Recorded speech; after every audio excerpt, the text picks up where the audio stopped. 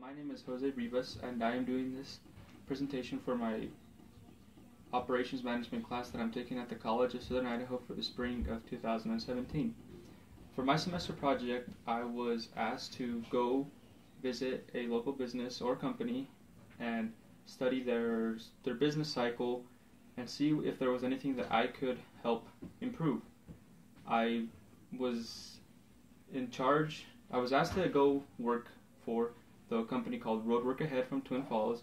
The owner is Robert Thatcher, and I got to know more about their business. They distribute and manufacture their own seal coat, and how they do it is they bring products in from different states such as California, Kansas, I believe, Wyoming, and they make their seal coat in Idaho and distribute it to many other states. They have a very good system going, and I liked everything that I learned.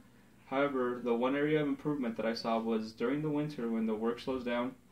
There are, I believe, 6 semi-trucks that are just parked all winter, and the drivers will either go on unemployment or look for other employment. My goal was to present an option where the Roadwork Ahead would obtain an MC number and they could put their trucks to work and haul other people's goods, because right now they're classified as a private carrier because they only have a USDOT number. So with that said, I started asking around because I work in the trucking company and I know several people that have their own businesses. I asked around, and the best solution I came up with was that they all had one person in common that had helped them before, and the person's name was Troy Thurgood. So I reached out to Troy, who's the president and CEO of Thur Corp, located in Rexburg, Idaho, and I asked him several questions about obtaining an MC number. Now, he says that to obtain an MC number, it's about a 21-day process. The initial application costs $300, and in addition to that, you will also need to file a form called a BOC-3, and that could range anywhere between $40 and $150.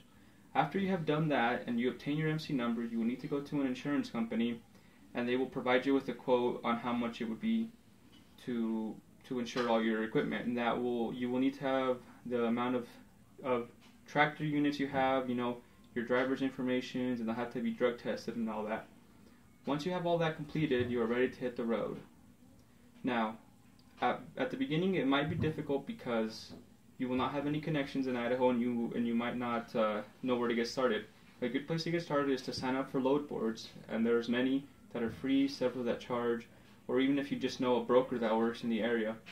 Once you start getting more familiar with how the market works and everything, you'll start to develop connections with people, and you'll start working more with people. And the more you know, the more you work with them, the easier it'll become, because the hardest part is just getting your foot in the door. But once you're there, the possibilities are endless.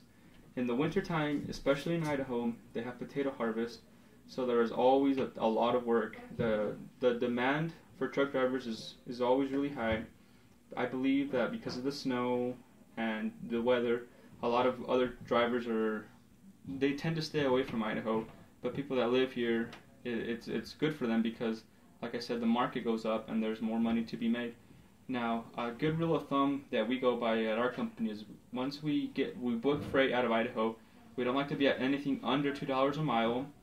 Leaving Idaho, now the backhauls are a little more difficult. Living in Twin Falls, I would say your best destinations would probably either be Salt Lake City, Utah, or Boise, Idaho. There tends to be more volume of freight going to larger companies, but the prices can vary. They can vary anywhere between $1.40 to $1.80 per mile, and it would just depend on what you were able to find. But if you have any more questions or concerns, I'm more than happy to help you. I work with a family-owned small trucking company, and very many of my uncles also have their own trucking companies. I love to see local companies succeed, and if there's anything else I can help you with, please just reach out to me. Thank you.